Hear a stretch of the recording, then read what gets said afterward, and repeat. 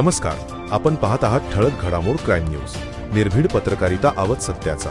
पत्नीला सासरी नेण्यासाठी आलेल्या जावयाला सासऱ्यांसह मेव्हण्याने केली दगडाने मारहाण. किरकोळ घरगुती वादावरून माहेरी गेलेल्या पत्नीला सासरी घेऊन जाण्यासाठी आलेल्या जावयाला सासरच्या मंडळींनी दगडाने मारहाण केल्याची घटना हवेली तालुक्यातील लोणी काळभोर ग्रामपंचायत हद्दीत घडली. या प्रकरणी लोणी काळभोर पोलीस ठाण्यात सासरा व मेव्हण्याविरोधात गुन्हा दाखल करण्यात आला आहे.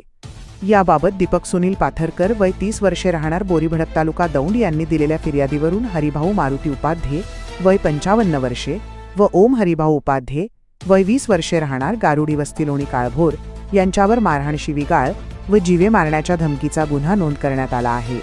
किरकोळ कौटुंबिक भांडणामुळे पाथरकर यांची पत्नी माहेरी गेली होती.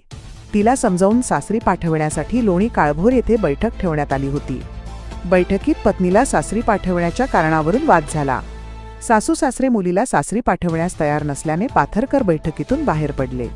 बाहेर पडताना पत्नीला नांदण्यास पाठवले, नाहीतर मी पुन्हा येईन असे त्यांनी सांगितल्याचा राग काढत हरिभाऊ उपाध्ये यांनी दगड उचलून पाथरकर यांच्या डोक्यात मारला.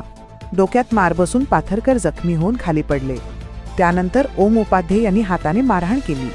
तसेच पाथरकर यांच्या आई व आजोबांना शिवीगाळ करून जीवे मारण्याची धमकी दिल्याचे फिर्यादीत नमूद आहे. या प्रकरणाचा पुढील तपास पोलीस हवालदार निलेश कोल्हे करत आहेत. प्रतिनिधी मंगेश काळभोर सोबत ठळक घडामोड.